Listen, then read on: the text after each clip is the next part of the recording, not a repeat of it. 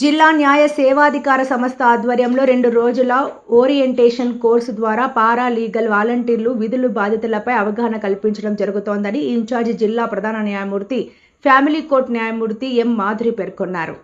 తూర్పుగోదావరి జిల్లా కోర్టు ఆవరణలో జిల్లా న్యాయ సేవాధికార సంస్థ ఆధ్వర్యంలో పారా లీగల్ వాలంటీర్లకు 2 రోజుల పాటు ఓరియంటేషన్ కోర్సు నిర్వహించారు. మాధురి మాట్లాడుతూ భారత న్యాయ సేవాధికార సంస్థ మార్గదర్శకాల మేరకు పారా లీగల్ వాలంటీర్లు ఉచిత న్యాయం, లోక్ అదాలతులు, లీగల్ అవేర్నెస్ క్యాంపులు, ఉచిత న్యాయ సలహా వంటి సేవలందించడంలో కీలక పాత్ర పోషిస్తున్నారన్నారు.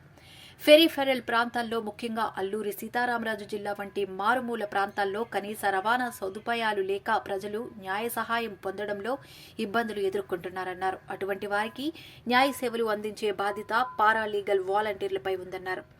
డిఎల్ఎస్ఏ కార్యదర్శి ఎన్. శ్రీలక్ష్మి, ఉమ్మడి తూర్పుగోదావరి జిల్లా పరిధిలోని సుమారు 100 మంది పారాలీగల్ వాలంటీర్లు ఉన్నారు. దాని ప్రకారము 3 బాధ్యతలు ఉన్నాయి. న్యాయం, అందుబాటులో న్యాయం.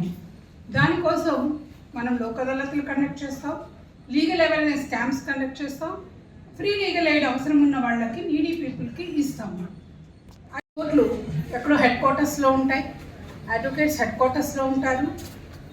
అవసరమైన వాళ్ళు మీకు ఇంకా ఇక్కడ మనకి పర్వాలేదు, కానీ మీరు అల్లూరి సీతారామరాజు జిల్లాకి వెళితే అక్కడ నడవడానికి కూడా వాళ్ళకి సరైన దారులు ఉండవు, బస్సులు ఉండవు, ఏమీ ఉండవు.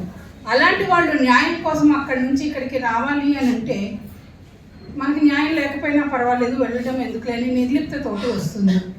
సో ఇవన్నీ అవాయిడ్ చేయడానికి యాక్చువల్గా ఇండియాలోనే మొట్టమొదటిసారిగా మన ఆంధ్రప్రదేశ్ లీగల్ సర్వీసెస్ అథారిటీ వాళ్ళు, అంటే ఆంధ్రప్రదేశ్ న్యాయ సేవాధికార సంస్థ వాళ్ళు ఎప్పుడో ఫస్ట్ ఈ పారా లీగల్ వాలంటీర్ సిస్టమ్ అనేది మనమే ఇంట్రడ్యూస్ చేసాం. దానికి చాలా గర్వపడుతున్నాను నేను.